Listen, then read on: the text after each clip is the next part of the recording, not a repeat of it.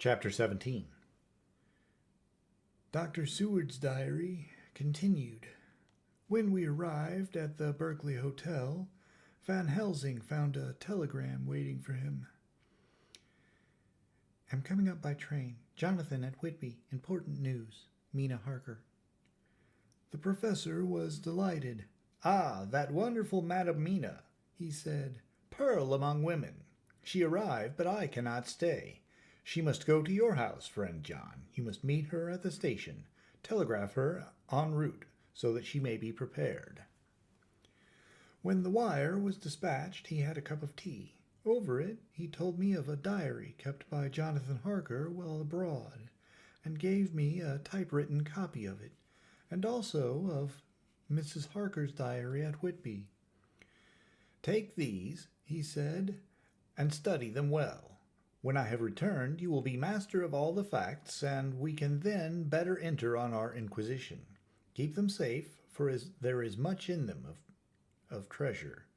You will need all your faith, even you who have had such an experience as that of today. What is here told," he said, his hand heavily, and he laid his hand heavily and gravely on the packet of papers as he spoke, "may be the beginning of the end to you and me and many another, or it may sound the knell of the undead who walk the earth.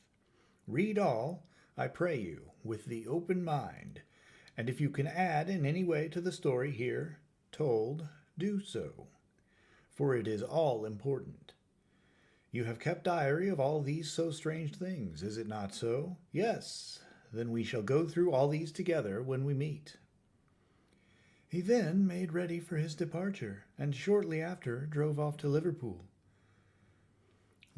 Street.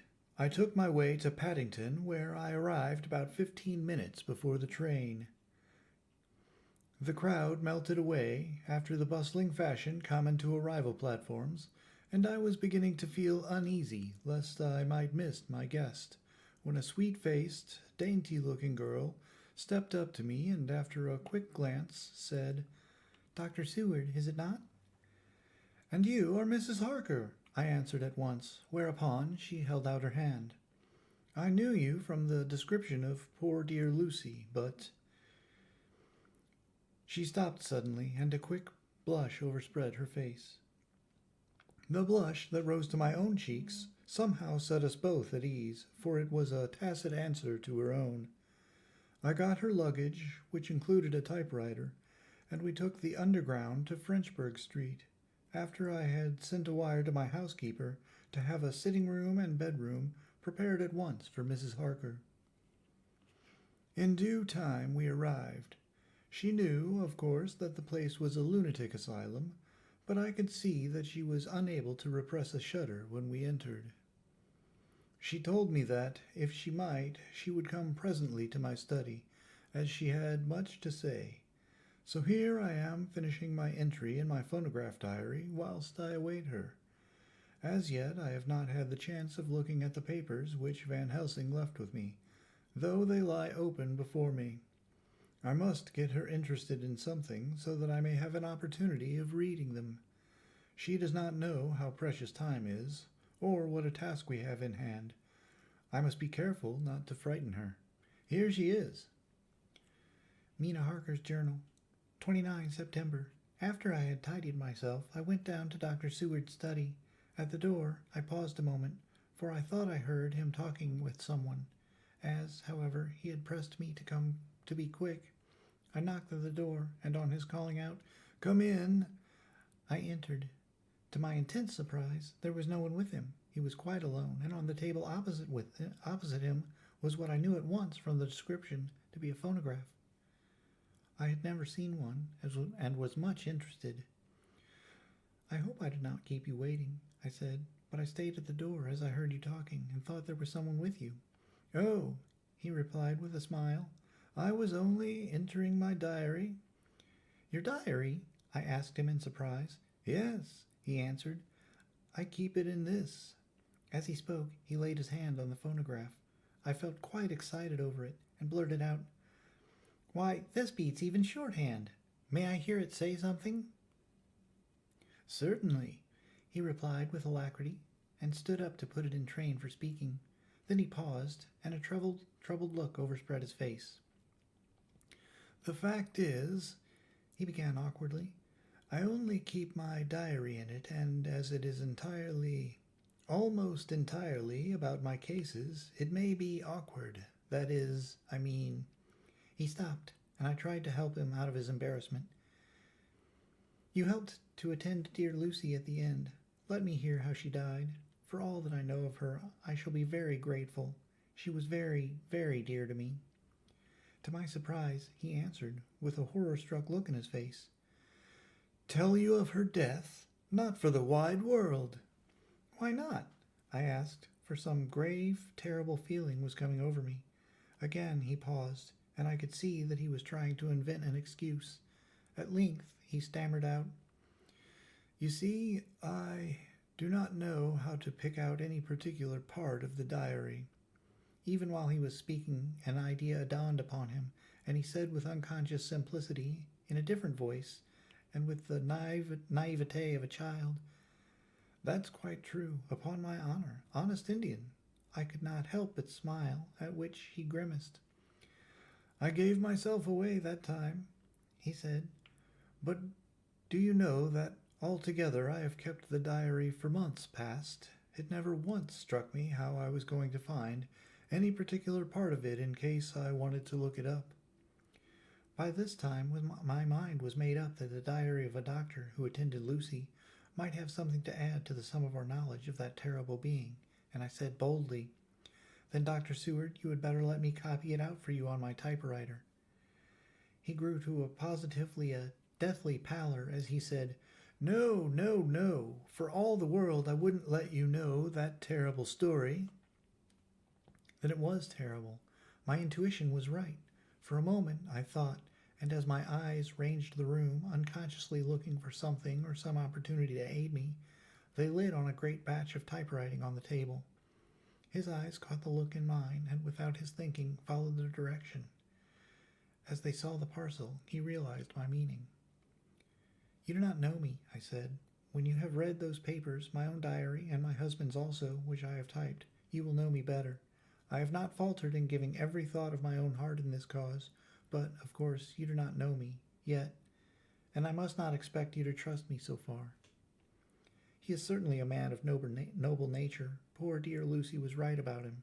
He stood up and opened a large drawer, in which were arranged in order a number of hollow cylinders of metal, covered with dark wax, and said, "You are quite right.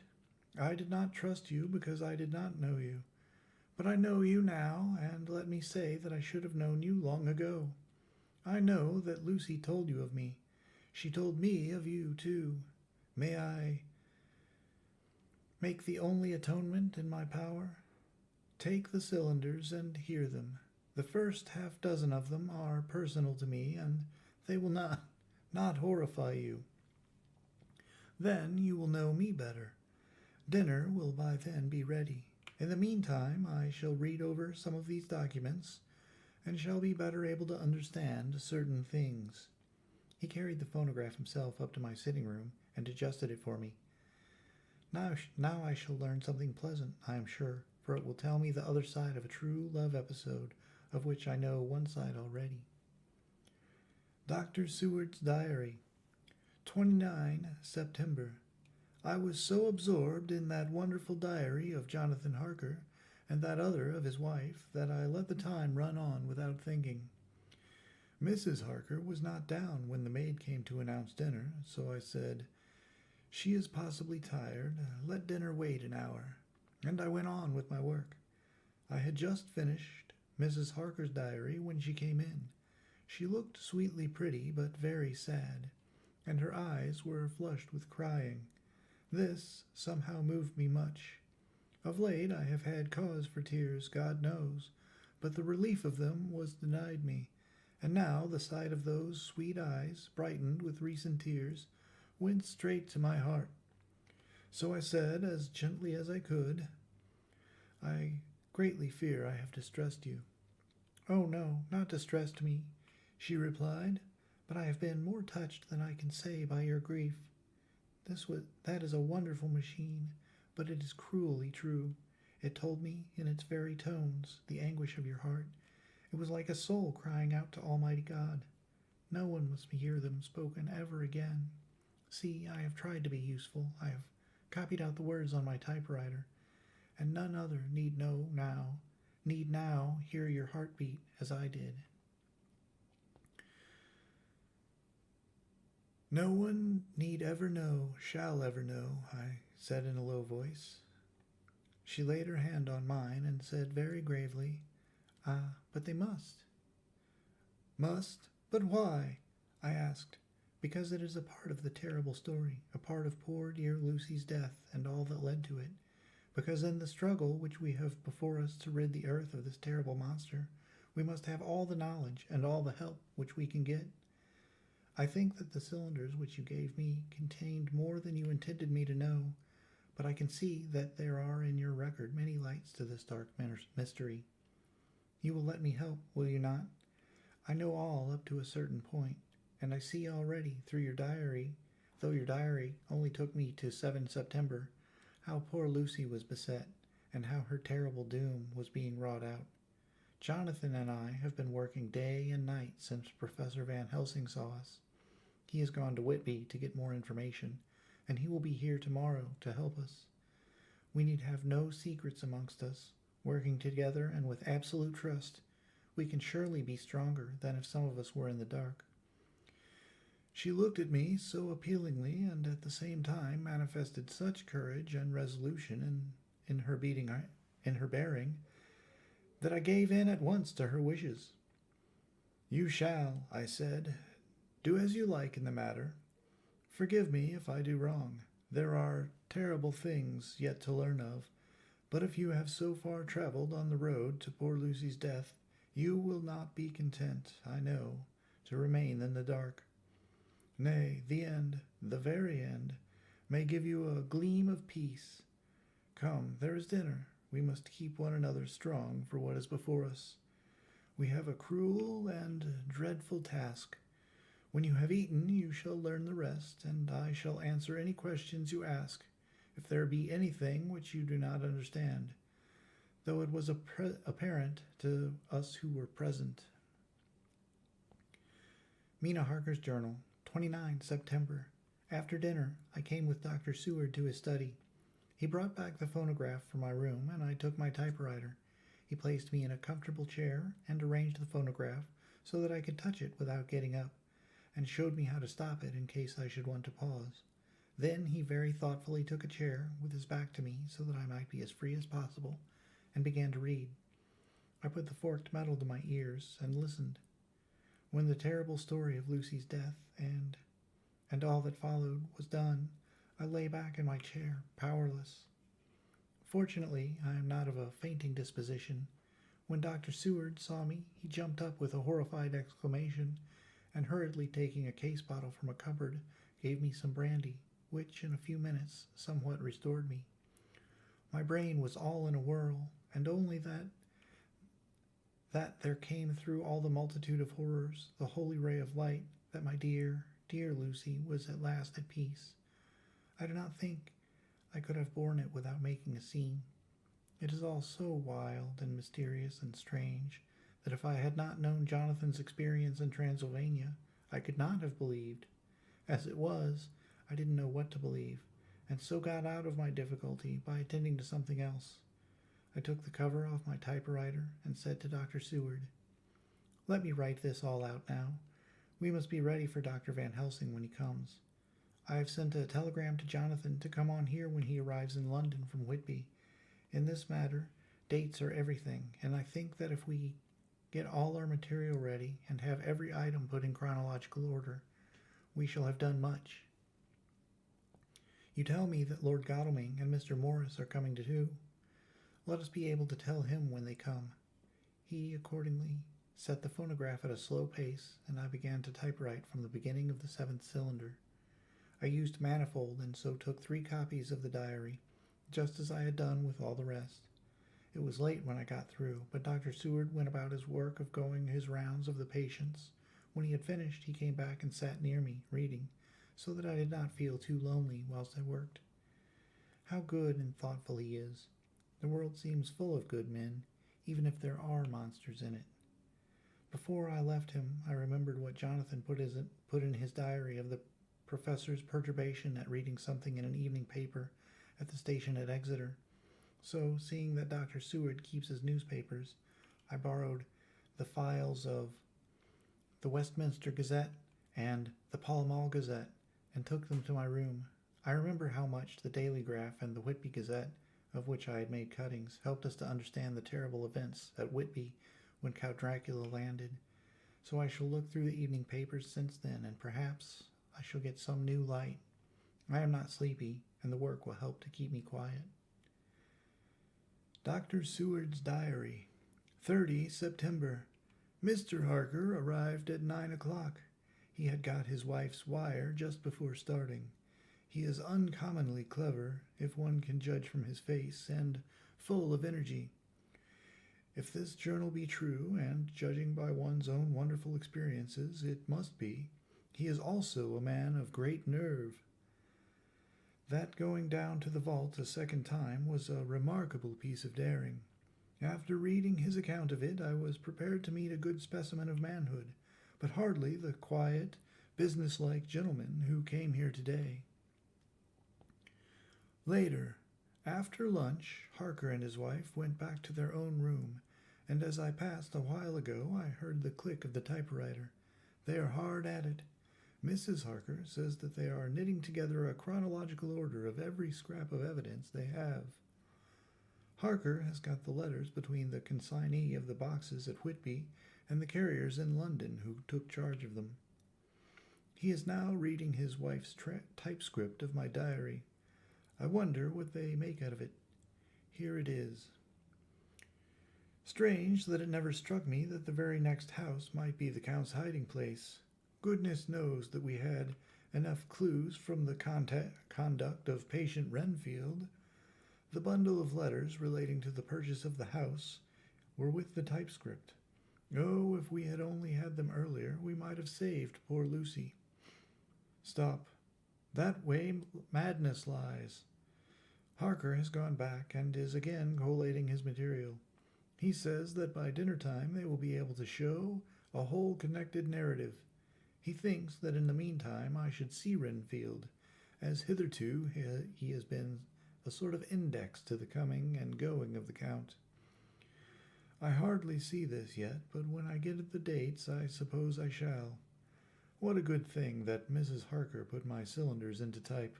We never could have found the dates otherwise. I found Renfield sitting placidly in his room, with his hands folded, smiling benignly. At the moment he seemed as sane as anyone I ever saw. I sat down and talked with him on a lot of subjects, all of which he treated naturally. He then, of his own accord, spoke of going home, a subject he has never mentioned before during his sojourn here. In fact, he spoke quite confidently of getting his discharge at once. I believe that, had I not had the chat with Harker and read the letters and the dates of his outbursts, I should have been prepared to sign for him after a brief time of observation.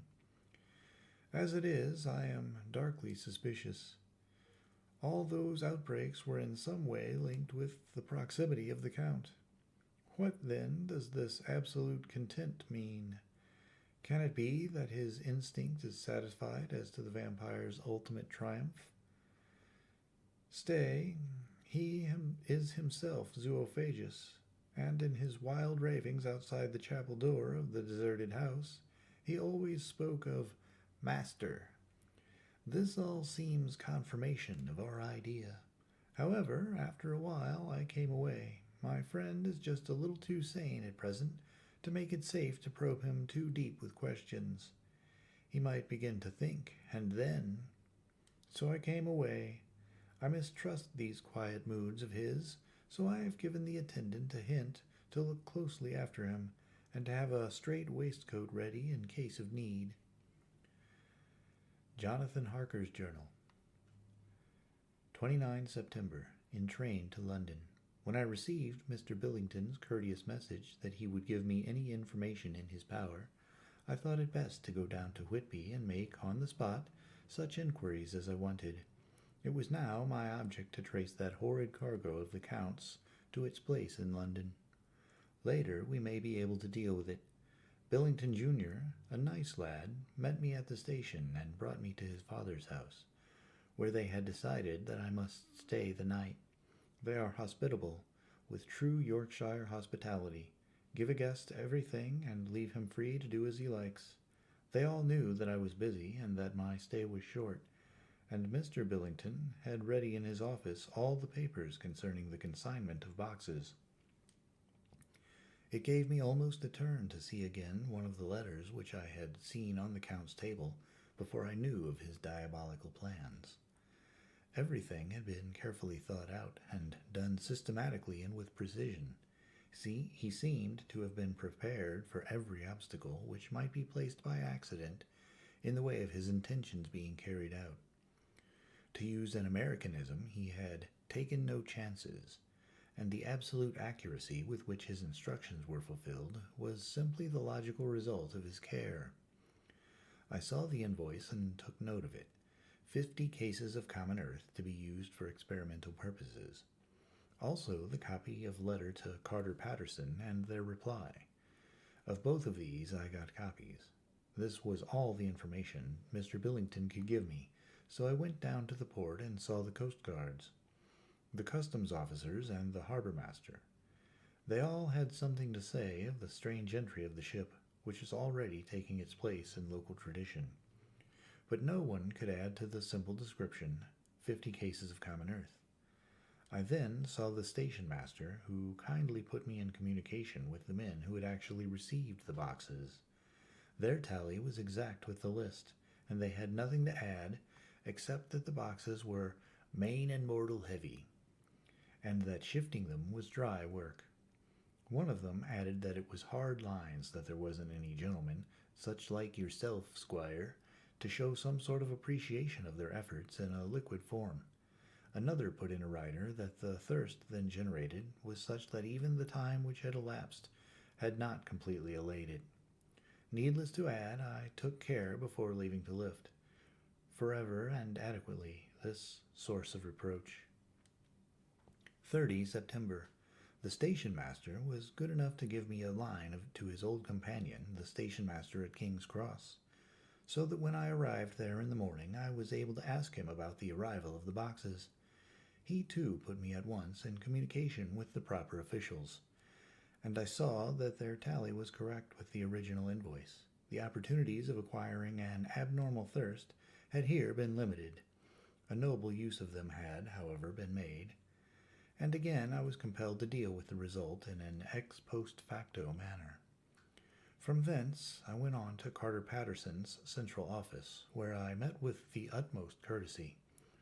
They looked up the transcription in their daybook and letterbook, and at once telephoned to their King's Cross office for more details. By good fortune, the men who did the teaming were waiting for work, and the official at once sent them over, sending also by one of them the waybill and all the papers connected with the delivery of the boxes at Carfax. Here again I found the tally agreeing exactly. The carrier's men were able to supplement the paucity of the written words with a few details. These were, I shortly found, connected almost solely with the dusty nature of the job and of the consequent thirst engendered in the operators. On my affording an opportunity, through the medium of the currency of the realm, of the allaying, at a later period, this beneficial evil, one of the men remarked, "That 'ere house, governor, is the rummiest I was ever in. Blimey, but it ain't been touched since 100 years. There was dust that thick in the place that you might have slept on it without hurting your bones, and the place was that neglected that you might have smelled old Jerusalem in it. But the old chapel, that place, that took the kike, it did. Me and my mate, we thought we wouldn't never get out quick enough. Lor, I wouldn't take less nor a quid a moment to stay there arter dark."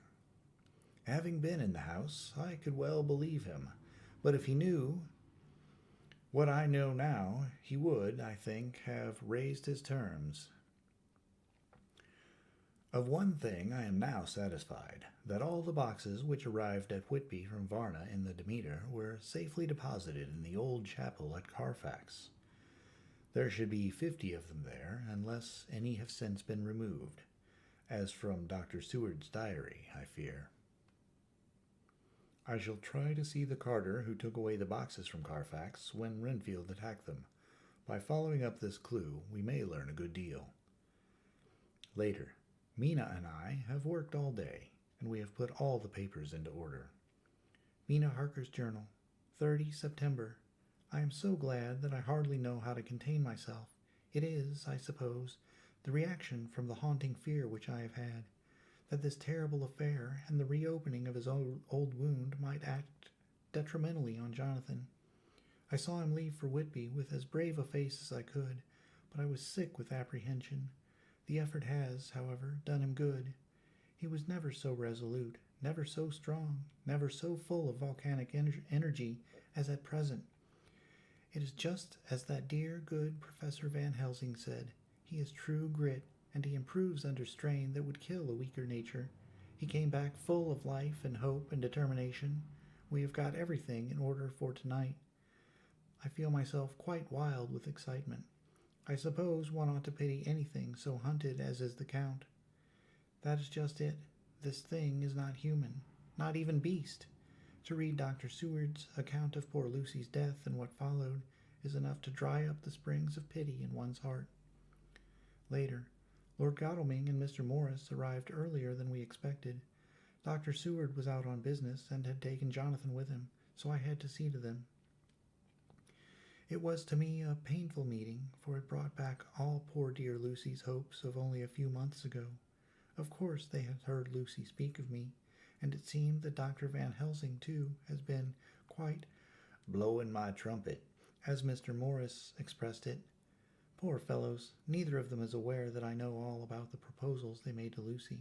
They did not quite know what to say or do, as they were ignorant of the amount of my knowledge, so they had to keep on neutral subjects. However, I thought the matter over, and came to the conclusion that the best thing I could do would be to post them in affairs right up to date. I knew from Dr. Seward's diary that they had been at Lucy's death, her real death, and that I need not fear to betray any secret before the time. So I told them, as well as I could, that I had read all the papers and diaries, and that my husband and I, having typewritten them, had just finished putting them in order. I gave them each a copy to read in the library. When Lord Godalming got his and turned it over, "It does make a pretty good pile," he said. "Did you write all this, Miss Harker?" I nodded, and he went on. "I don't quite see the drift of it, but you people are all so good and kind, and have been working so earnestly and so energetically, that all I can do is accept your ideas blindfold and try to help you. I have had one lesson already in accepting facts that should make a man humble to the last hour of his life. Besides, I know you loved my poor Lucy." He turned here away and covered his face with his hands. I could hear the tears in his voice. Mr. Morris, with instinctive delicacy, just laid a hand for a moment on his shoulder, and then walked quietly out of the room. I suppose there is something in a woman's nature that makes a man free to break down before her and express his feelings on the tender or emotional side without feeling it derogatory to his manhood. For when Lord Godalming found himself alone with me, he sat down on the sofa and gave way utterly and openly. I sat down beside him and took his hand. I hope he didn't think it forward of me, and that if he ever thinks of it afterwards, he will never have such a thought. There, I wrong him. I know he never will. He is too true a gentleman. I said to him, for I could see that his heart was breaking, "I loved dear Lucy, and I know what she was to you, and what you were to her. She and I were like sisters, and now she is gone. Will you not let me be like a sister to you in your trouble? I know what sorrows you have had, though I cannot measure the depth of them. If sympathy and pity can help in your affliction, won't you let me be of some little service for Lucy's sake?" In an instant, the poor dear fellow was overwhelmed with grief.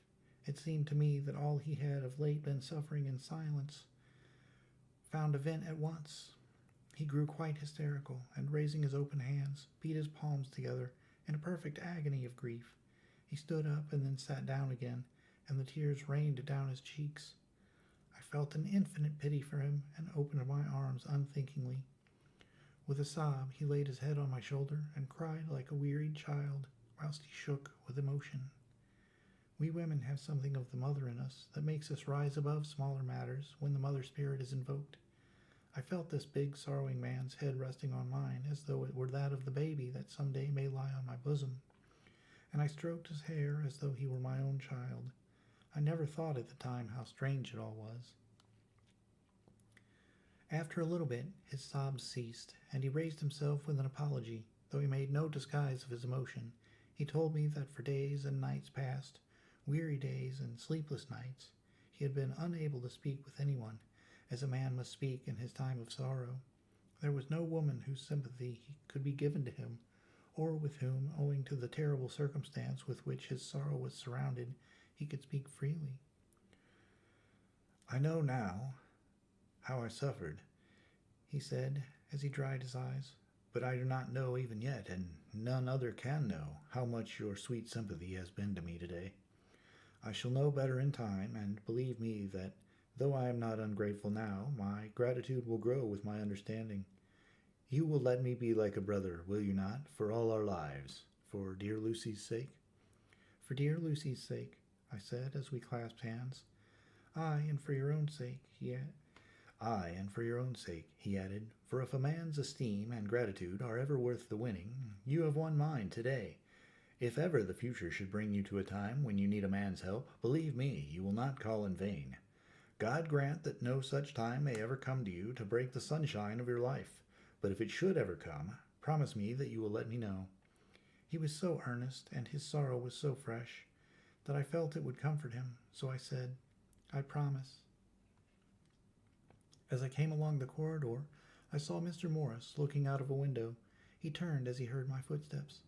"How is Art?" he said. Then, noticing my red eyes, he went on, "Ah, I see you have been comforting him. Poor old fella, he needs it. Not one but a woman can help a man when he is in trouble of the heart, and he had no one to comfort him."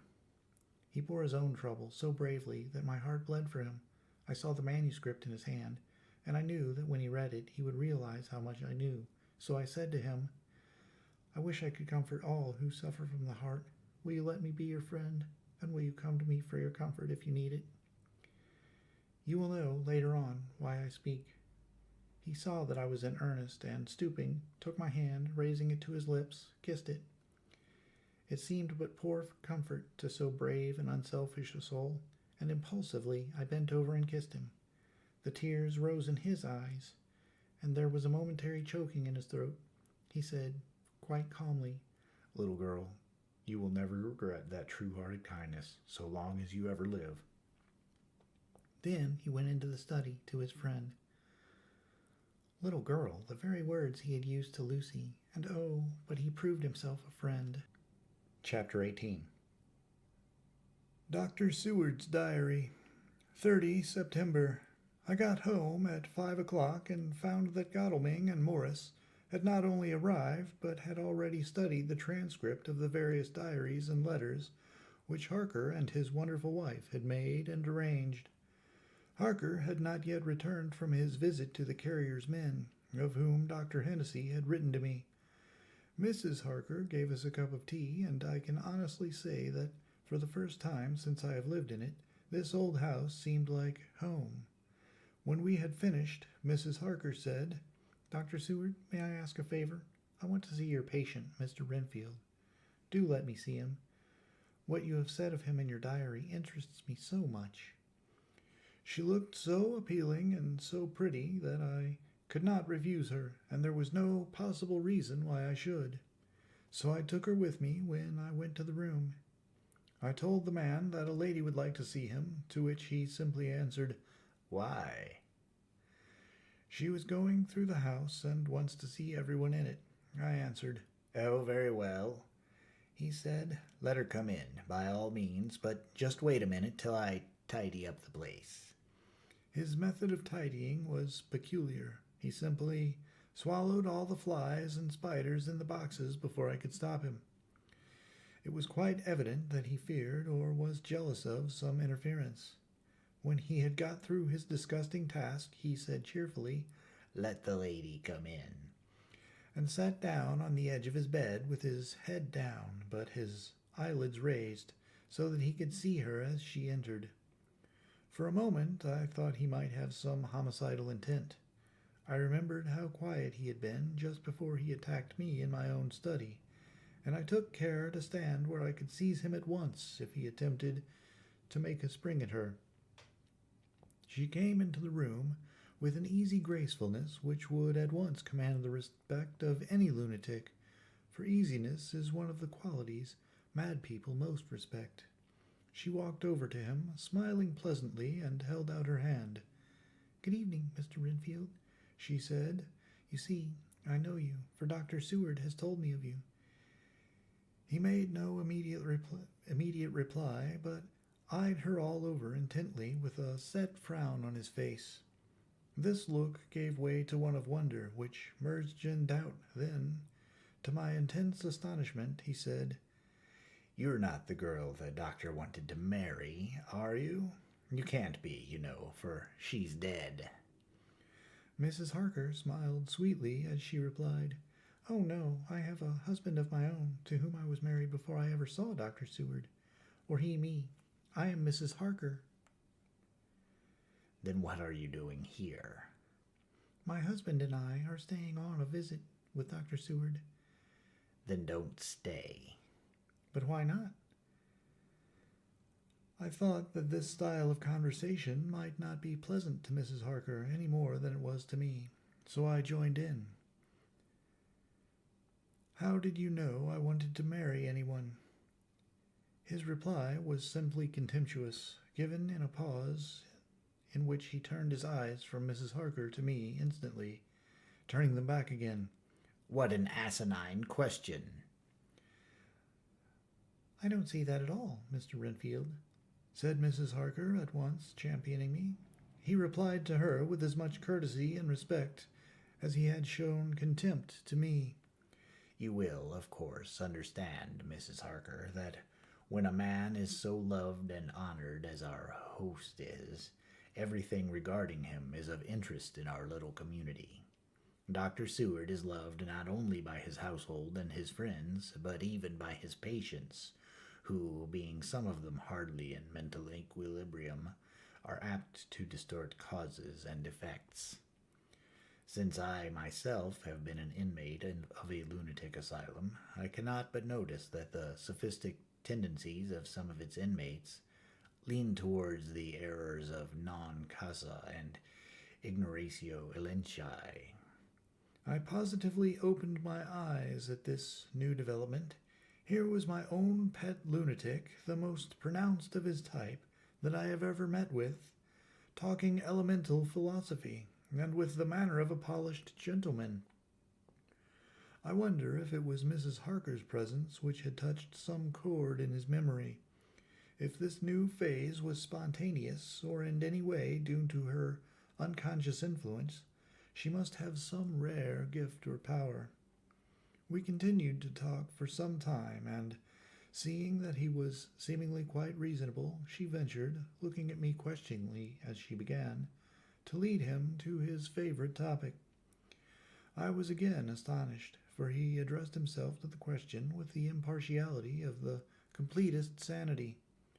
He even took himself as an example when he mentioned certain things.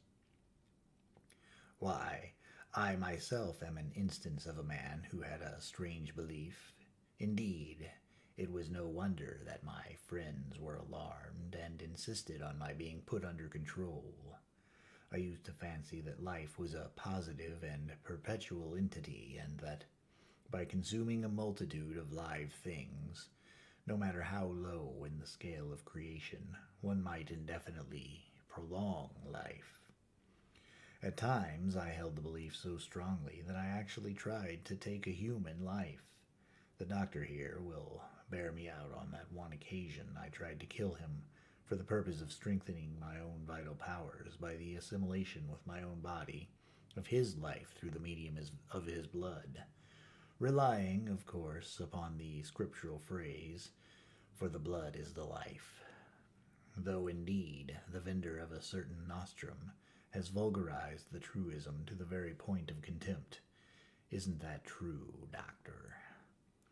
I nodded assent, for I was so amazed that I hardly knew what to either think or say.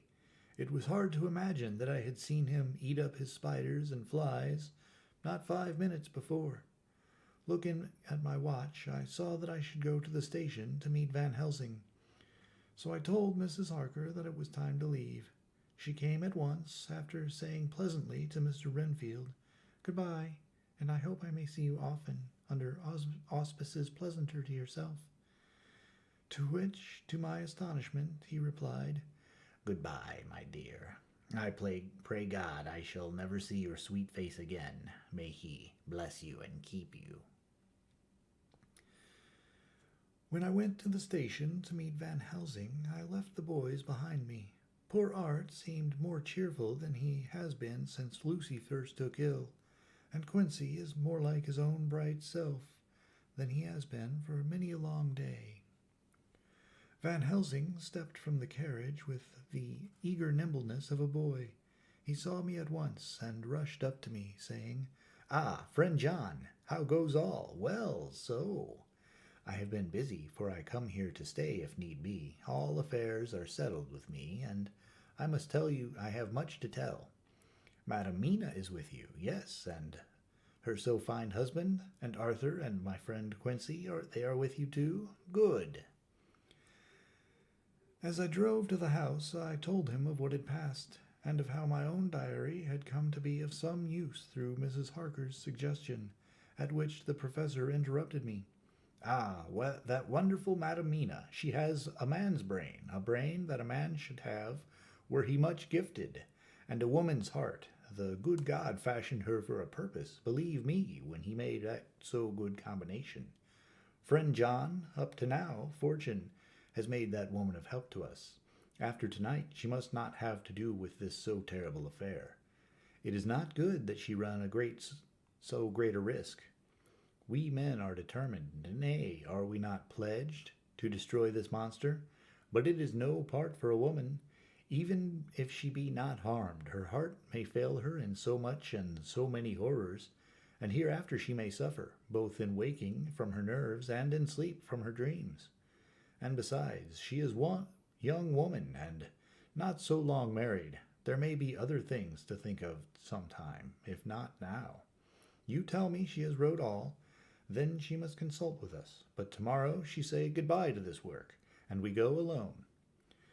I agreed heartily with him, and then I told him what we had found in his absence, that the house which Dracula had bought was the very next one to my own. He was amazed, and a great concern seemed to come on him. "Oh, that we had known it before," he said, "for then we might have reached him in time to save poor Lucy. However, the milk that is spilt cries not out afterwards. As you say, we shall not think of that, but go on our own way to the end." Then he fell into a silence that lasted till we entered my own gateway. Before we went to prepare for dinner, he said to Mrs. Harker, "I am told, Madam Mina, by my friend John, that you and your husband have put up in exact order all things that have been up to this moment."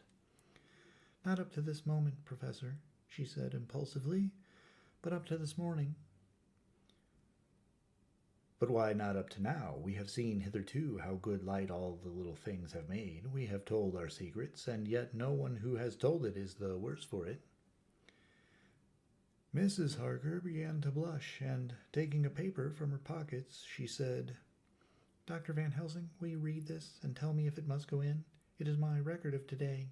I too have seen the need of putting down at present everything, however trivial, but there is little in this except what is personal. Must it go in?" The professor read it over gravely and handed it back, saying, "It need not go in if you do not wish it, but I pray that it may. It can but make your husband love you the more, and all us, your friends, more honor you, as well as more esteem and love." She took it back with another blush and a bright smile. "And so now, up to this very hour, all the records we have are complete and in order. The professor took away one copy to study after dinner, and before our meeting, which is fixed for 9 o'clock, the rest of us have already read everything. So when we meet in the study, we shall all be informed as to facts, and can arrange our plan of battle with this terrible and mysterious enemy.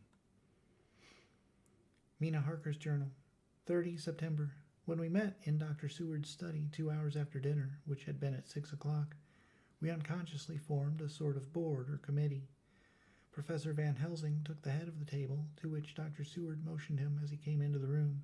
He made me sit next to him on his right, and he asked me to act as secretary. Jonathan sat next to me. Opposite us were Lord Godalming, Dr. Seward, and Mr. Morris, Lord Godalming being next to the professor, and Dr. Seward in the center. The professor said, "I may, I suppose, take it that we are all acquainted with the facts that are in these papers." We all expressed assent, and he went on. "Then it were, I think, good that I tell you something of the kind of enemy with which we have to deal. I shall then make known to you something of the history of this man, which has been ascertained for me. So then we can discuss how we shall act and can take our measure according. There are such beings as vampires. Some of us have evidence that they exist. Even had we not the proof of our own unhappy experience, the teachings and the records of the past give proof enough for sane peoples. I admit that at the first I was skeptic. Were it not that through long years I have trained myself to keep an open mind, I could not have believed until such time as that fact thunder on my ear. See, I prove.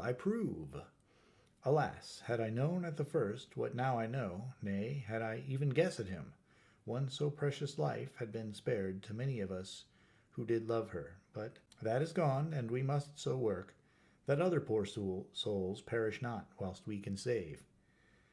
The Nosferatu do not die like the bee when he sting once. He is only stronger, and being stronger, have yet more power to work evil. This vampire which is amongst us is of himself so strong in person as 20 men. He is of cunning more than mortal, for his cunning be the growth of ages. He hath still the aids of necromancy, which is, as his etymology imply, the divination of the dead.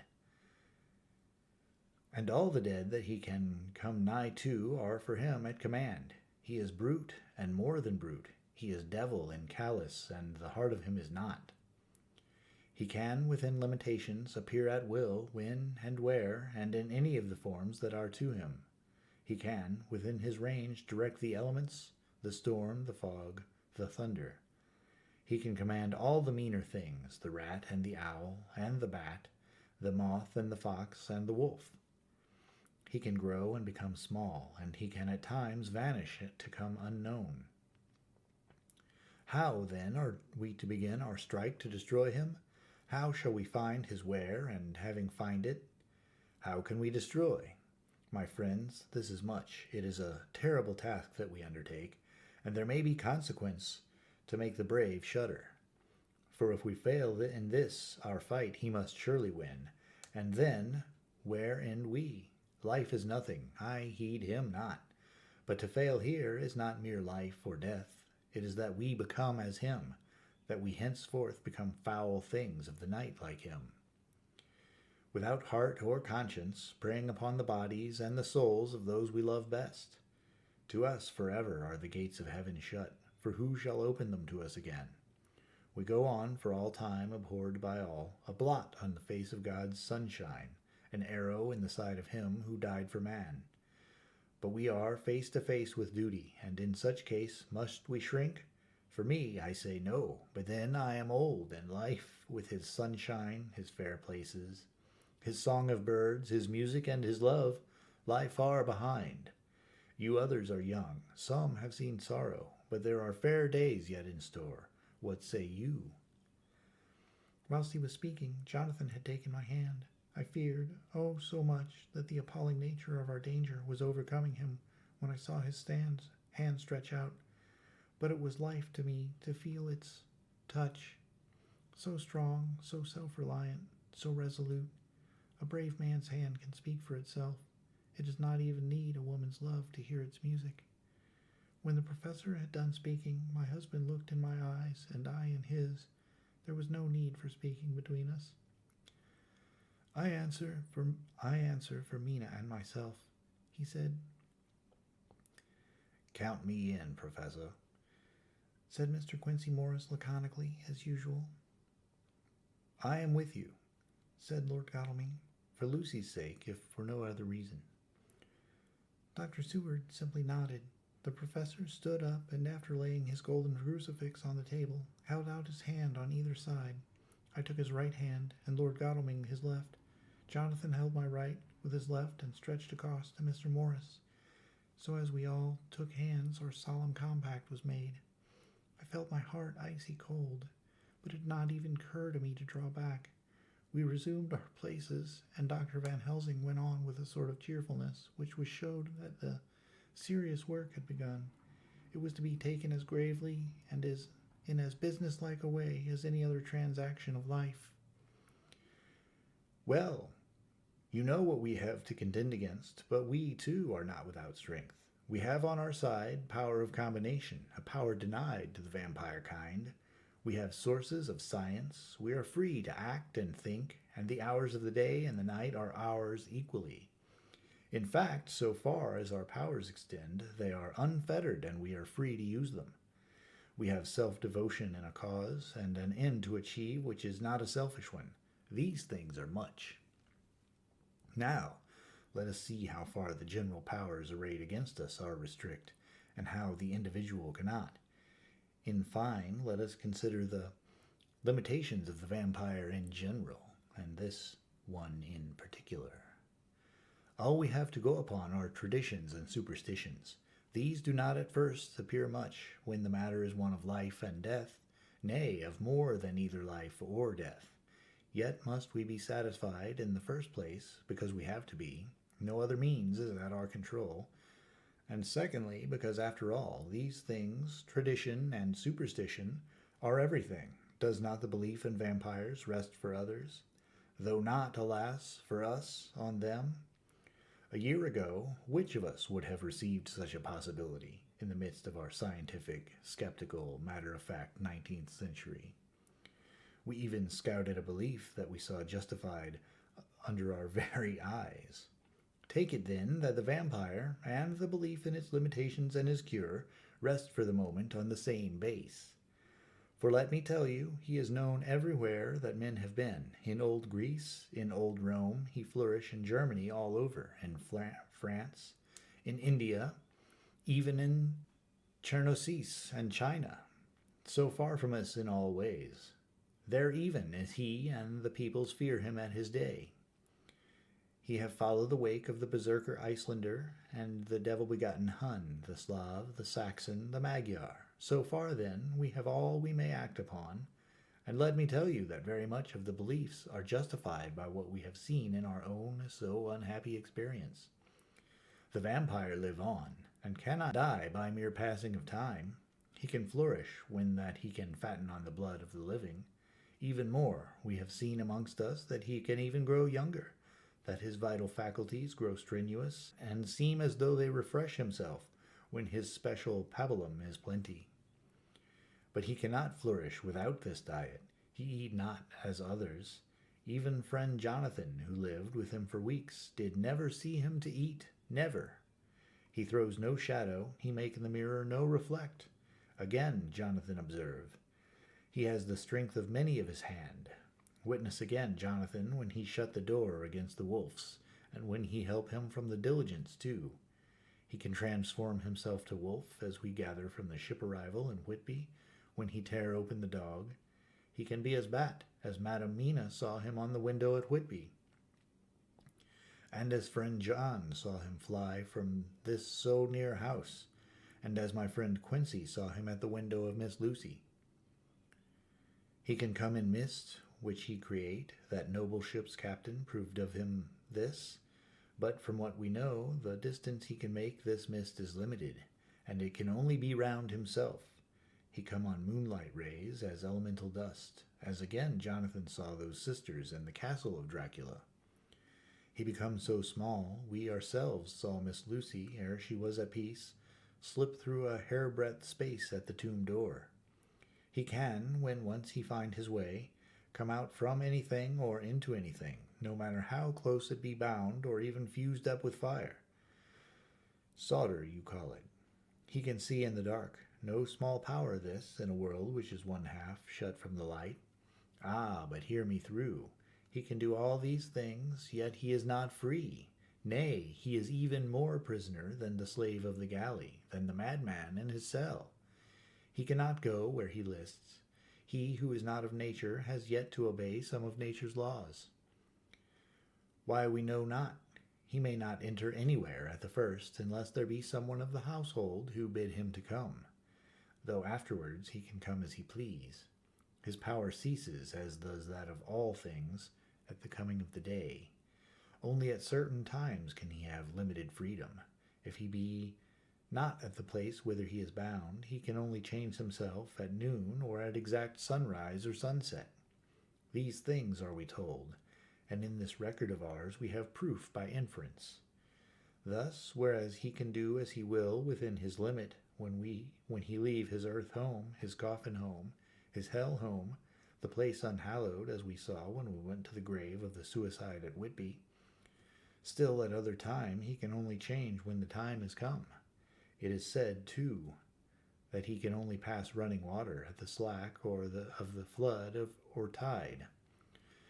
Then there are things which so afflict him that he has no power, as the garlic that we know of, and as for things sacred, as this symbol, my crucifix, that was amongst us even now when we resolve, to them he is nothing. But in their presence he take his place far off and silent with respect. There are others, too, which I shall tell you of, lest in our seeking we may need them. The branch of wild rose on his coffin, keep him that he move not from it. A sacred bullet, fired into the coffin, kill him so that he could be true dead. And as for the stake through him, we know already of its peace, or the cut-off head that giveth rest. We have seen it with our eyes. Thus, when we find the habitation of this man that was, we can confine him to his coffin and destroy him, if we obey what we know. But he is clever. I have asked my friend Arminius of Budapest University to make his record, and, from all the means that are, he tell me of what he has seen. He must, indeed, have been that voivode Dracula who won his name against the Turk over the great river on the very frontier of Turkeyland. If it be so, then he was no common man, for in that time, and for centuries after, he was spoken of as the cleverest and the most cunning, as well as the bravest of the sons of the land beyond the forest. That mighty brain and that iron resolution went with him to his grave, and are even now arrayed against us. The Draculas were, say Arminius, a great and noble race, though now and again were scions who were held by their covals to have had dealings with the evil one. They learned his secrets in the Scholomance against the mountains over Lake Hermannstadt, where the devil claims the 10th scholar as his due. In the records are such words as Strigoica, witch, or dog, and pokol, Satan and hell, and in one manuscript this very Dracula is spoken of as vampire, which we all understand too well. There have been from the loins of this very one great men and good women, and their graves make sacred the earth where alone this foulness can dwell. For it is not the least of its terrors that this evil thing is rooted deep in all good, in soil barren of holy memories. It cannot rest. Whilst they were talking, Mr. Morris was looking steadily at the window, and now he got up quietly and went out of the room. There was a little pause, and then the professor went on. And now we must settle what we do. We have here much data, and we must proceed to lay out our campaign. We know from the inquiry of Jonathan that from the castle to Whitby came 50 boxes of earth, all of which were delivered at Carfax. We also know that at least some of these boxes have been removed. It seems to me that our first step should be to ascertain whether all the rest remain in the house beyond that wall where we look today, or whether any more have been removed. If the latter, we must trace. Here we were interrupted, in a very startling way. Outside the house came the sound of a pistol shot. The glass of the window was shattered with a bullet, which, ricocheting from the top of the embrasure, struck the far wall of the room. I am afraid I am at heart a coward, for I shrieked out. The men all jumped to their feet. Lord Godalming flew over to the window and threw up the sash. As he did so, we heard Mr. Morris's voice without. "Sorry, I fear I have alarmed you. I shall come in and tell you about it." A minute later, he came in and said, "It was an idiotic thing of me to do, and I ask your pardon. Mrs. Harker, most sincerely, I fear I must have frightened you terribly. But the fact is that whilst the professor was talking, there came a big bat and sat on the window sill. I have got such a horror of the damned brutes from recent events that I cannot stand them, and I went out to have a shot, as I have been doing of late of evenings, whenever I have seen one. You used to laugh at me for it then, Art." "Did you hit it?" asked Dr. Van Helsing. "I don't know. I fancy not, for it flew away into the wood." Without saying any more, he took a seat, and the professor began to resume his statement. "We must trace each of these boxes, and when we are ready, we must either capture or kill this monster in his lair, or we must, so to speak, sterilize the earth, so that no more he can seek safety in it. Thus, in the end, we may find him in his form of man between the hours of noon and sunset, and so engage him when he is at his most weak. And now for you, Madam Mina, this night is the end until all be well. You are too precious to us to have such risk. When we part tonight, you no more must question. We shall tell you all in good time. We are men and are able to bear, but you must be our star and our hope, and we shall act all the more free that you are not in the danger such as we are." All the men, even Jonathan, seemed relieved, but it did not seem to me good that they should brave danger, and perhaps lessen their strength by being best safety, through care of me, but their minds were made up, and though it was a bitter pill for me to swallow, I could say nothing save to accept their chivalrous care of me. Mr. Morris resumed the discussion. "As there is no time to lose, I vote we have a look at his house right now.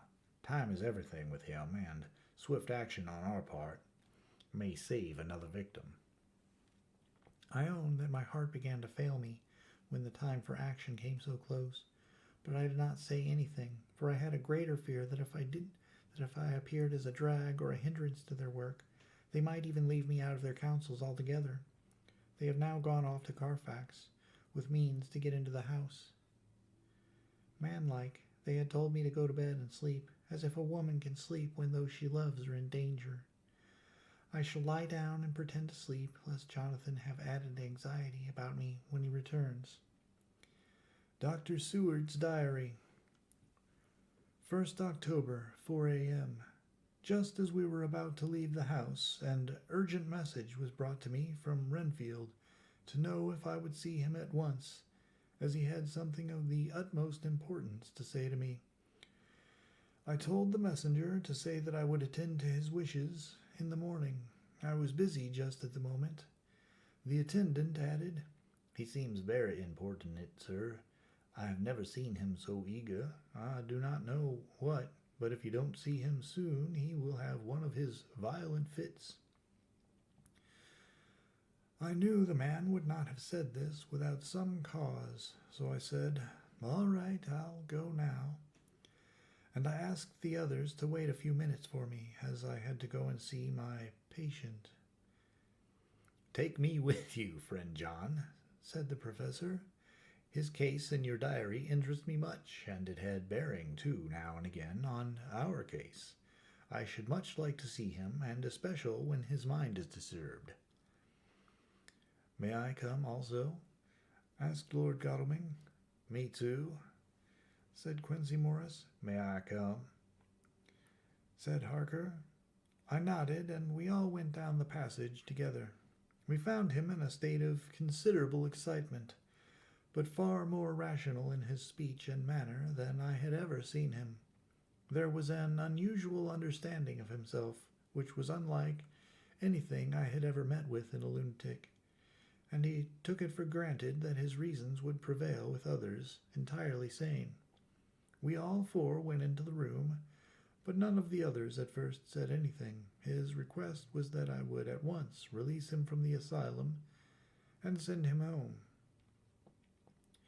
This he backed up with arguments regarding his complete recovery and adduced his own existing sanity. I appeal to your friends, he said. They will perhaps not mind sitting in judgment on my case. By the way, you have not introduced me. I was so much astonished that the oddness of introducing a madman in an asylum did not strike me at the moment. And besides, there was a certain dignity in the man's manner, so much of the habit of equality, that at once I made the introduction. Lord Godalming, Professor Van Helsing, Mr. Quincy Morris of Texas, Mr. Renfield. He shook hands with each of them, saying in turn, Lord Godalming, I had the honor of seconding your father at the Wyndham. I grieve to know, by your holding the title, that he is no more. He was a man loved and honored by all who knew him, and in his youth was, I have heard, the inventor of a burnt rum punch, much patronized on Derby night. Mr. Morris, you should be proud of your great state. Its reception into the Union was a precedent which may have far-reaching effects hereafter, when the pole and the tropics may hold alliance to the stars and the stripes. The power of treaty may yet prove a vast engine of enlargement, when the Monroe Doctrine takes its true place as a political fable. What shall any man say of his pleasure at meeting Van Helsing? Sir, I make no apology for dropping all forms of conventional prefix. When an individual has revolutionized therapeutics by his discovery of the continuous evolution of brain matter, conventional forms are unfitting, since they would seem to limit him to one of a class. You, gentlemen, who by nationality, by heredity, or by the possession of natural gifts, are fitted to hold your respective places in the moving world, I take to witness that I am as sane as at least the majority of men who are in full possession of their liberties. And I am sure that you, Dr. Seward, humanitarian and medico-jurist as well as scientist, will deem it a moral duty to deal with me as one to be considered as under exceptional circumstances. He made this last appeal with a courtly air of conviction which was not without its own charm. I think we were all staggered. For my own part, I was under the conviction, despite my knowledge of the man's character and history, that his reason had been restored, and I felt under a strong impulse to tell him that I was satisfied as to his sanity, and would see about the necessary formalities for his release in the morning. I thought it better to wait, however, before making so grave a statement, for of old I knew the sudden changes to which this particular patient was liable.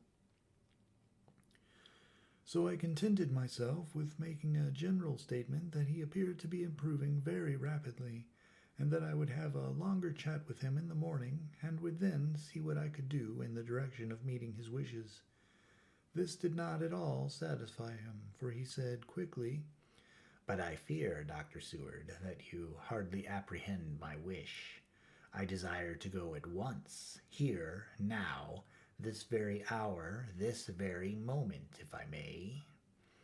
Time presses, and in our implied agreement with the old scytheman, it is of the essence of the contract.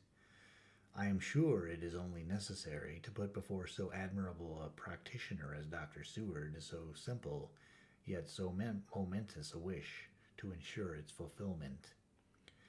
He looked at me keenly, and, seeing the negative in my face, turned to the others and scrutinized them closely. Not meeting any sufficient response, he went on.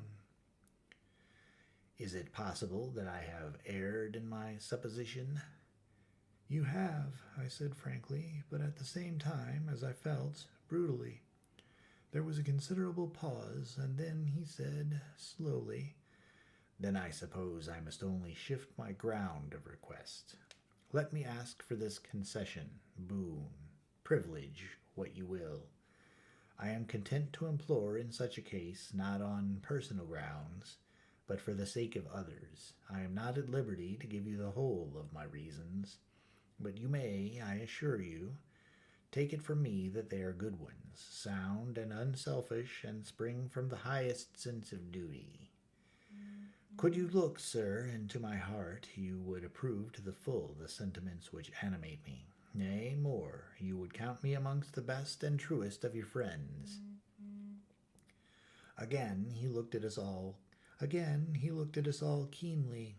I had a growing conviction that this sudden change of his entire intellectual method was but yet another form or phase of his madness, and so determined to let him go on a little longer, knowing from experience that he would, like all lunatics, give himself away in the end. Van Helsing was gazing at him with a look of utmost intensity, his bushy eyebrows almost meeting with the fixed concentration of his look.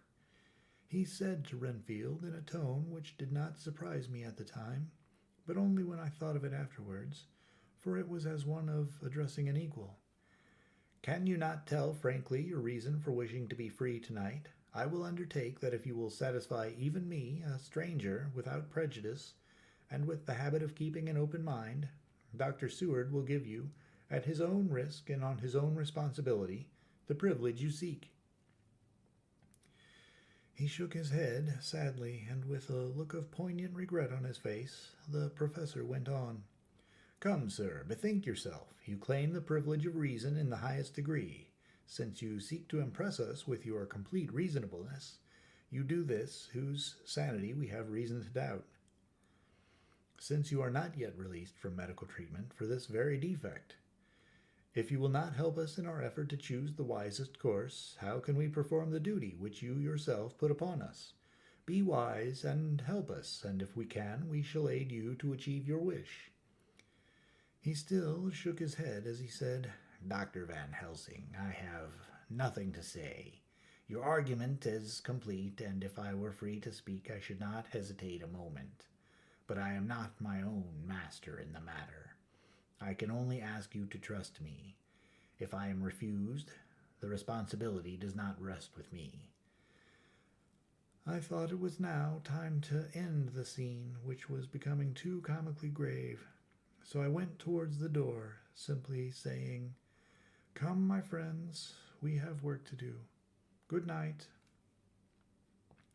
As, however, I got near the door, a new change came over the patient. He moved towards me so quickly that for the moment I feared that he was about to make another homicidal attack. My fears, however, were groundless, for he held up his two hands imploringly, and made his petition in a moving manner. As he saw that the very excess of his emotion was militating against him, restoring us more to our old relations, he became still more demonstrative. I glanced at Van Helsing and saw my conviction reflected in his eyes. So I became a little more fixed in my manner, if not more stern, and motioned to him that his efforts were unavailing. I had previously seen something of the same constantly growing excitement in him when he had to make some request of which at the time he had thought much, such, for instance, as when he wanted a cat, and I was prepared to see the collapse into the same sullen acquiescence on this occasion. My expectation was not realized, for, when he found that his appeal would not be successful, he got into quite a frantic condition. He threw himself on his knees and held up his hands, wringing them in plaintive supplication, and poured forth a torrent of entreaty, with the tears rolling down his cheeks and his whole face and form expressive of the deepest emotion. "Let me entreat you, Dr. Seward, oh, let me implore you to let me out of this house at once. Send me away how you will and where you will. Send keepers with me with whips and chains. Let them take me in a strait waistcoat manacled and leg-ironed. even to a jail. But let me go out of this. You don't know what you do by keeping me here. I am speaking from the depths of my heart, of my very soul. You don't know whom you wrong, or how, and I may not tell. Woe is me, I may not tell. By all you hold sacred, by all you hold dear, by your love that is lost, by your hope that lives, for the sake of the Almighty, take me out of this and save my soul from guilt. Can't you hear me, man? Can't you understand? Will you never learn? Don't you know that I am sane and earnest now, that I am no lunatic in a mad fit, but a sane man fighting for his soul? Oh, hear me, let me go. Let me go, let me go. I thought that the longer this went on, the wilder he would get, and so would bring on a fit. So I took him by the hand and raised him up. Come, I said sternly, no more of this. We have had quite enough already. Get to your bed and try to behave more discreetly. He suddenly stopped and looked at me intently for several moments. Then, without a word, he rose and, moving over, sat on the side of his bed. The collapse had come, as on former occasion, just as I had expected. When I was leaving the room, last of our party, he said to me in a quiet, well-bred voice, "You will, I trust, Dr. Seward, do me the justice to bear in mind later on that I did what I could to convince you tonight." Chapter 19. Jonathan Harker's Journal. 1 October, 5 a.m. I went with the party to the search with an easy mind, for I think I never saw Mina so absolutely strong and well. I am so glad that she consented to hold back and let us men do the work. Somehow it was a dread to me that she was in this fearful business at all, but now that her work is done, and that it is due to her energy and brains and foresight that the whole story is put together in such a way that every point tells, she may well feel that her part is finished, and that she can henceforth leave the rest to us. We were, I think, all a little upset by the scene with Mr. Renfield. When we came away from his room, we were silent till we got back to the study.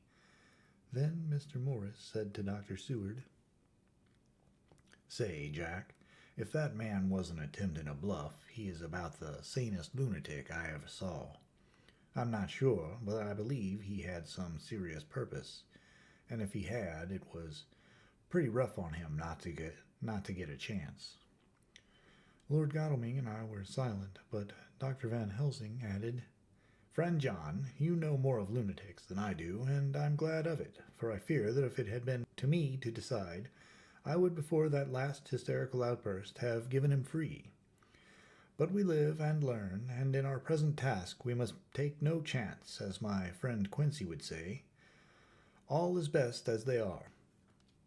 Dr. Seward seemed to answer them both in a dreamy kind of way. I don't know that I agree with you. If that man had been an ordinary lunatic, I would have taken my chance of trusting him, but he seems so mixed up with the counts in an indexy kind of way that I am afraid of doing anything wrong by helping his fads. I can't forget how he portrayed with almost equal fervor for a cat, and then tried to tear my throat out with his teeth. Besides, he called the Count Lord and Master, and he may not want to get out to help him in some diabolical way. That horrid thing has the wolves and the rats and his own kind to help him, so I suppose he isn't trying to use a respectable lunatic. He certainly did seem earnest, though. I only hope we have done what is best. These things, in conjunction with the wild work we have in hand, help to unnerve a man." The professor stepped over and, laying his hand on his shoulder, said in his grave, kindly way, "Friend John, have no fear. We are trying to do our duty in a very sad and terrible case. We can only do as we deem best. What else have we to hope for except the pity of the good God?"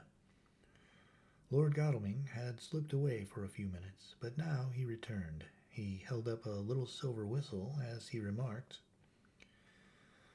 "That old place may be full of rats, and if so, I've got an antidote on call.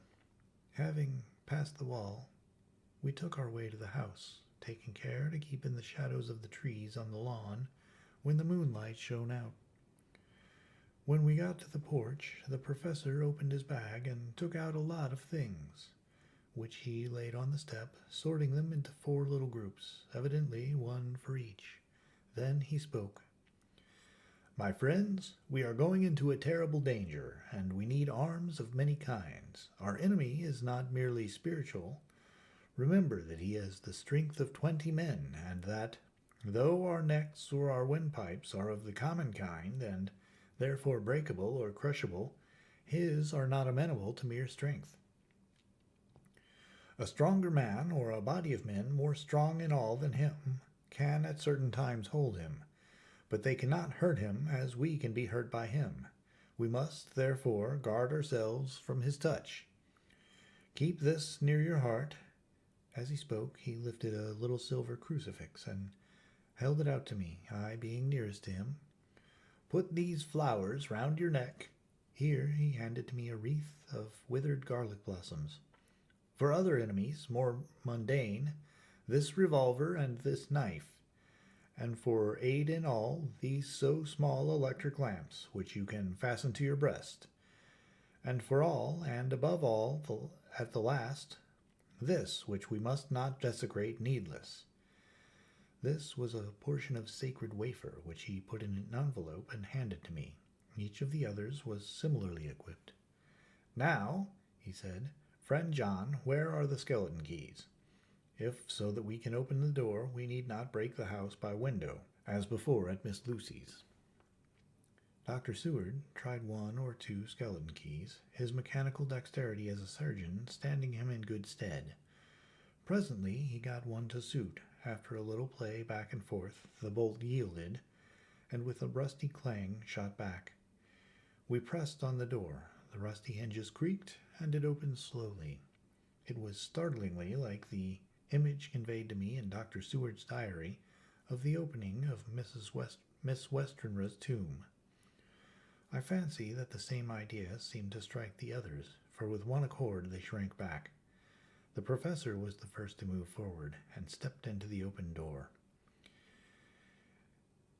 In manus taus domine, he said, crossing himself as he passed over the threshold. We closed the door behind us, lest when we should have lit our lamps, we should possibly attract attention for the road. The professor carefully tried the lock, lest we might not be able to open it from within should we be in a hurry making our exit. Then we all lit our lamps and proceeded on our search. The light from the tiny lamps fell in all sorts of odd forms as the rays crossed each other, or the opacity of our bodies threw great shadows. I could not for my life get away from the feeling that there was someone else amongst us. I suppose it was the recollection, so powerfully brought home to me by the grim surroundings, of that terrible experience in Transylvania. I think the feeling was common to us all, for I noticed that the others kept looking over their shoulders at every sound and every new shadow, just as I felt myself doing. The whole place was thick with dust. The floor was seemingly inches deep except where there were recent footsteps, in which, on holding down my lamp, I could see marks of hobnails where the dust was cracked. The walls were fluffy and heavy with dust, and in the corners were masses of spiders' webs, whereupon the dust had gathered till they looked like old tattered rags as the weight had torn them partly down. On a table in the hall was a great bunch of keys, with a time-yellowed label on each. They had been used several times, for on the table there were similar rents in the blanket of dust similar to that exposed when the professor lifted them. He turned to me and said, "You know this place, Jonathan. You have copied maps of it, and you know it at least more than we do, which is the way to the chapel." I had an idea of its direction, though on my former visit I had not been able to get admission to it. So I led the way, and after a few wrong turnings, found myself opposite a low, arched open door, ribbed with iron bands. "This is the spot," said the professor as he turned his lamp on a small map of the house. copied from the file of my original correspondence regarding the purchase. With a little trouble, we found the key on the bunch and opened the door. We were prepared for some unpleasantness, for as we were opening the door, a faint, malodorous air seemed to exhale through the gaps, but none of us ever expected such an odor as we encountered. None of the others had met the Count at all at close quarters, and when I had seen him, he was either in the fasting stage of his existence in his rooms, or, when he was gloated with fresh blood, in a ruined building open to the air. But here the place was small and close, and the long disuse had made the air stagnant and foul. There was an earthy smell, and as of some dry miasma, which came through the fouler air. But as to the odor itself, how shall I describe it? It was not alone that it was composed of all the ills of mortality and with the pungent, acrid smell of blood, but it seemed as though corruption had become itself corrupt. Faugh! It sickens me to think of it. Every breath exhaled by that monster seems to have clung to the place and intensified its loathsomeness. Under ordinary circumstances, such a stench would have brought our enterprise to an end. But this was no ordinary case, and the high and terrible purpose in which we were involved gave us a strength which rose above merely physical considerations. After the involuntary shrinking consequent on the first nauseous whiff, we one and all set about our work as though that loathsome place were a garden of roses. We made an accurate examination of the place, the professor saying as we began, "The first thing is to see how many of the boxes are left. We must then examine every hole and corner and cranny, and see if we cannot get some clue as to what has become of the rest." A glance was sufficient to show how many remained, for the great earth chests were bulky, and there was no mistaking them. There were only 29 left out of the 50. Once I got a fright for seeing Lord Godalming suddenly turn and look out of the vaulted door into the dark passage beyond. I looked too, and for an instant my heart stood still. Somewhere, looking out from the shadow, I seemed to see the high lights of the Count's evil face, the ridge of the nose, the red eyes, the red lips, the awful pallor. It was only for a moment, for, as Lord Godalming said, "I thought I saw a face, but it was only the wind, only the shadows," and resumed his inquiry.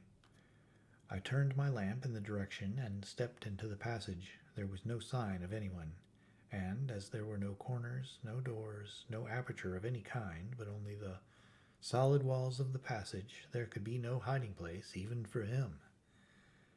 I took it that fear had helped imagination, and said nothing. A few minutes later, I saw Morris step suddenly back from a corner which he was examining. We all followed his movements with our eyes, for undoubtedly some nervousness was growing on us, and we saw a whole mass of phosphorescence, which twinkled like stars. We all instinctively drew back. The whole place was becoming alive with rats. For a moment or two we stood appalled, all save Lord Godalming, who was seemingly prepared for such an emergency. Rushing over to the great iron-bound oaken door, which Dr. Seward had described from the outside, and which I had seen myself, he turned the key in the lock, drew the huge bolts, and swung the door open. Then, taking his little silver whistle from his pocket, he blew a low, shrill call. It was answered from behind Dr. Seward's house by the yelping of dogs, and after about a minute 3 terriers came dashing round the corner of the house. Unconsciously, we had all moved toward the door, and as we moved, I noticed that the dust had been much disturbed. The boxes which had been taken out had been brought this way, but even in the minute that had elapsed, the number of the rats had vastly increased. They seemed to swarm over the place all at once, till the lamplight, shining on their moving dark bodies and glittering, baleful eyes, made the place look like a bank of earth set with fireflies. The dogs dashed on, but at the threshold suddenly stopped and snarled, and then, simultaneously lifting their noses, began to howl in most lugubrious fashion. The rats were multiplying in thousands, and we moved out. Lord Godalming lifted one of the dogs and, carrying him in, placed him on the floor. The instant his feet touched the ground, he seemed to recover his courage, and rushed at his natural enemies. They fled before him so fast that before he had shaken the life out of a score, the other dogs, who had by now been lifted in the same manner, had but small prey ere the whole mass had vanished. With their going, it seemed as if some evil presence had departed, for the dogs frisked about and barked merrily as they made sudden darts at their prostrate foes, and turned them over and tossed them in the air with vicious shakes. We all seemed to find our spirits rise, whether it was the purifying of the deadly atmosphere by the opening of the chapel door, or the relief which we experienced by finding ourselves in the open, I know not, but most certainly the shadow of dread seemed to slip from us like a robe, and the occasion of our coming lost something of its grim significance. Though we did not slacken a whit in our resolution, we closed the outer door and barred and locked it, and bringing the dogs with us, began our search of the house.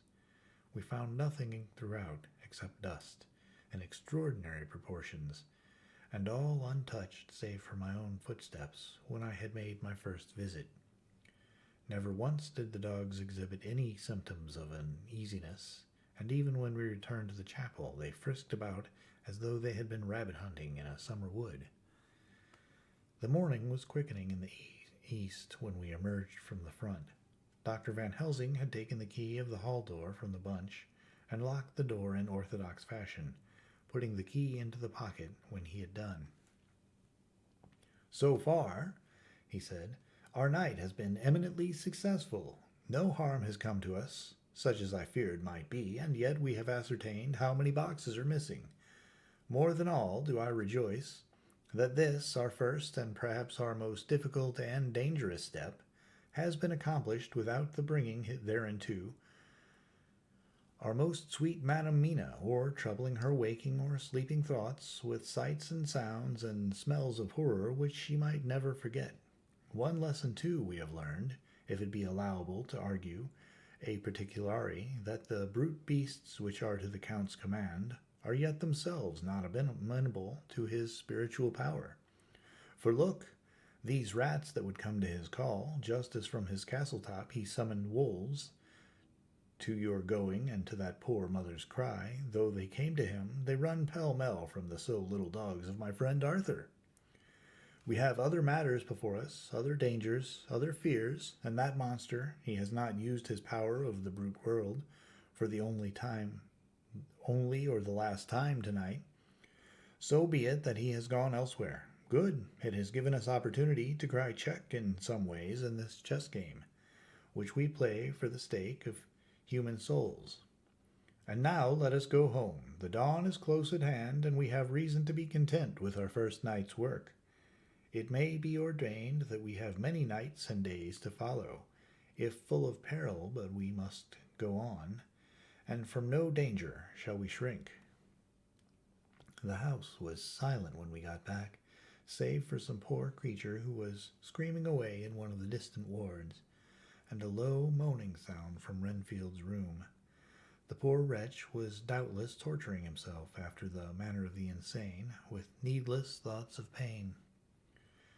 I came tiptoe into our own room and found Mina asleep, breathing so softly that I had to put my ear down to hear it. She looks paler than usual.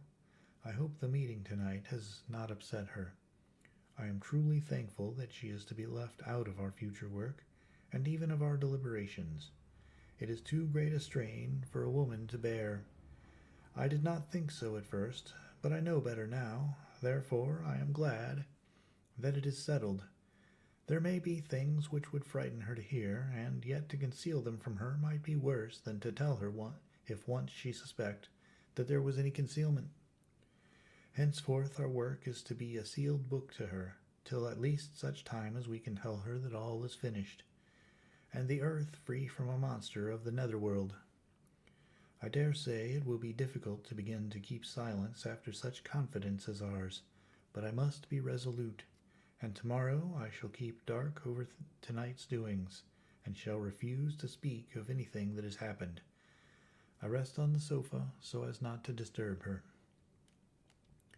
1 October later. I suppose it was natural that we should all have overslept ourselves, for the day was a busy one, and the night had no rest at all. Even Mina must have felt its exhaustion, for though I slept till the sun was high, I was awake before her, and had to call 2 or 3 times before she awoke. Indeed, she was so sound asleep that for a few seconds she did not recognize me, but looked at me with a sort of blank terror, as one looks who has been waked out of a bad dream. She complained of a little of being tired, and I let her rest till later in the day. We now know of 21 boxes having been removed, and if it be that several were taken in any of these removals, we may be able to trace them all. Such will, of course, immensely simplify our labor, and the sooner the matter is attended to, the better. I shall look up Thomas Snelling today. Dr. Seward's Diary. 1 October. It was towards noon when I was awakened by the professor walking into my room. He was more jolly and cheerful than usual, and it is quite evident that last night's work has helped to take some of the brooding weight off of his mind. After going over the adventure of the night, he suddenly said, "Your patient interests me much. May it be that with you I visit him this morning? Or, if that you are too occupied, I can go alone if it may be. It is a new experience to me to find a lunatic who talk philosophy and reason so sound." I had some work to do which pressed, so I told him that if he would go alone I would be glad, as then I should not have to keep him waiting. So I called an attendant and gave him the necessary instructions. Before the professor left the room, I cautioned him against getting any false impression from my patient. "But," he answered, "I want him to talk of himself and of his delusion as to consuming live things. He said to Madam Mina, as I see in your diary of yesterday, that he had once such a belief. Why do you smile, friend John?" "Excuse me," I said, "but the answer is here." I laid my hand on the typewritten matter when our sane and learned lunatic made that very statement of how he used to consume life. His mouth was actually nauseous with the flies and spiders which he had eaten just before Mrs. Harker entered the room. Van Helsing smiled in turn. "Good," he said. "Your memory is true, friend John. I should have remembered, and yet it is this very obliquity of thought and memory which makes mental disease such a fascinating study. Perhaps I may gain more knowledge out of the folly of this madman than I shall know from the teaching of the most wise. Who knows?" I went on with my work, and before long was through that in hand. It seemed that the time had been very short indeed, but there was Van Helsing back in the study. "Do I interrupt?" he asked politely as he stood at the door. "Not at all," I answered. "Come in. My work is finished and I am free. I can go with you now, if you like." "It is needless. I have seen him." "Well?" "I fear that he does not appraise me at much. Our interview was short. When I entered his room he was sitting on a stool in the center, with his elbows on his knees, and his face was the picture of sullen discontent. I spoke to him as cheerfully as I could, and with such a measure of respect as I could assume. He made no reply whatever. "Don't you know me?" I asked. His answer was not reassuring. I know you well enough. You are the old fool Van Helsing. I wish you would take yourself and your idiotic brain theories somewhere else. Damn all thick-headed Dutchmen." Not a word more would he say, but sat in his implacable sullenness, as indifferent to me as though I had not been in the room at all. Thus departed for this time my chance of much learning from this so clever lunatic. So I shall go, if I may, and cheer myself with a few happy words with that sweet soul Madam Mina. Friend John, it does rejoice me unspeakable that she is no more to be pained, no more to be worried with our terrible things. Though we shall much miss her help, it is better so. I agree with you with all my heart, I answered earnestly, for I did not want him to weaken in this matter. Mrs. Harker is better out of it. Things are quite bad enough for us, all men of the world, and who have been in many tight places in our time, but it is no place for a woman, and if she had remained in touch with the affair, it would in time infallibly have wrecked her. So Van Helsing has gone to confer with Mrs. Harker, and Harker, Quincy, and Art are all out following up the clues as to the earth boxes. I shall finish my round of work, and we shall meet tonight. Mina Harker's Journal, 1 October. It is strange to me to be kept in the dark as I am today, after Jonathan's full confidence for so many years, to see him manifestly avoid certain matters, and those the most vital of all. This morning I slept late after the fatigues of yesterday, and though Jonathan was late too, he was the earlier. He spoke to me before he went out, never more sweetly or tenderly, but he never mentioned a word of what had happened at the visit to the Count's house. And yet he must have known how terribly anxious I was. Poor dear fellow, I suppose it must have distressed him even more than it did me. They all agreed that it was best that I should not be drawn further into this awful work, and I acquiesced. But to think that he keeps anything from me, and now I am crying like a silly fool, when I know it comes from my husband's great love, and from the good wishes of those other strong men. That has done me good. Well, some day Jonathan will tell me all, and lest it should ever be that he should think for a moment that I kept anything from him, I still keep my journal as usual. Then, if he has feared of my trust, I shall show it to him, with every thought of my heart put down for his dear eyes to read. I feel strangely sad and low-spirited today. I suppose it is the reaction from the terrible excitement. Last night I went to bed when the men had gone, simply because they told me to. I didn't feel sleepy, and I did feel full of devouring anxiety. I kept thinking over everything that has been ever since Jonathan came to see me in London, and it all seems like a horrible tragedy, with fate pressing down relentlessly to some destined end. Everything that one does seems, no matter how right it may be, to bring on the very thing which is most to be deplored. If I hadn't gone to Whitby, perhaps poor dear Lucy would be with us now. She hadn't taken to visiting the churchyard till I came, and if she hadn't come there in the daytime with me, she wouldn't have walked there in her sleep. And if she hadn't gone there at night and to sleep, that monster couldn't have destroyed her as he did. Oh, why did I ever go to Whitby? There now, crying again. I wonder what has come over me today. I must hide it from Jonathan, for if he knew that I had been crying twice in one morning, I, who never cried on my own account, and whom he has never caused to shed a tear, that dear fellow would fret his heart out. I shall put a bold face on, and if I do feel weepy, he shall never see it. I suppose it is one of the lessons that we poor women have to learn. I can't quite remember how I fell asleep last night. I remember hearing the sudden barking of the dogs and a lot of queer sounds, like praying on a very tumultuous scale, from Mr. Renfield's room, which is somewhere under this. And then there was silence over everything, silence so profound that it startled me, and I got up and looked out of the window. All was dark and silent, the black shadows thrown by the moonlight seeming full of a silent mystery of their own. Not a thing seemed to be stirring, but all to be grim and fixed as death or fate. So that a thin streak of white mist that crept with almost imperceptible slowness across the grass towards the house seemed to have a sentience and a vitality of its own. I think that the digression of my thoughts must have done me good, for when I got back to bed I found a lethargy creeping over me. I lay a while, but could not quite sleep. So I got out and looked out of the window again. The mist was spreading, and was now so close up to the house, so that I could see it lying thick against the wall, as though it were stealing up to the windows. The poor man was more loud than ever, and though I could not distinguish a word he said, I could in some way recognize in his tones some passionate entreaty on his part.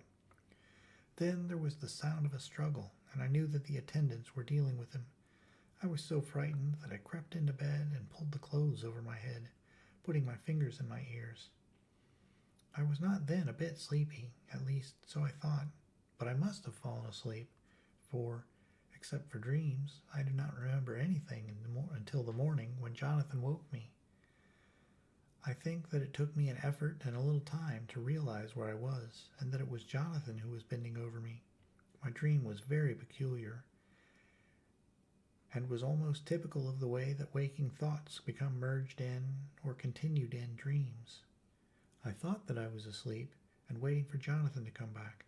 I was very anxious about him, and I was powerless to act. My feet and my hands and my brain were weighted so that nothing could proceed at the usual pace. And so I slept uneasily and thought. Then it began to draw upon me that the air was heavy and dank and cold.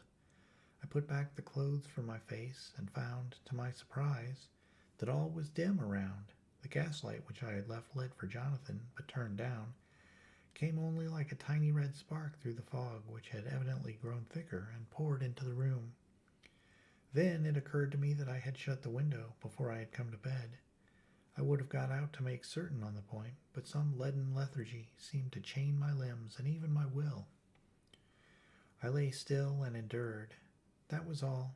I closed my eyes, but could still see through my eyelids. It is wonderful what tricks our dreams play us, and how conveniently we can imagine. The mist grew thicker and thicker, and I could see now how it came in, for I could see it like smoke, or with the white energy of boiling water pouring in, not through the window, but through the joinings of the door.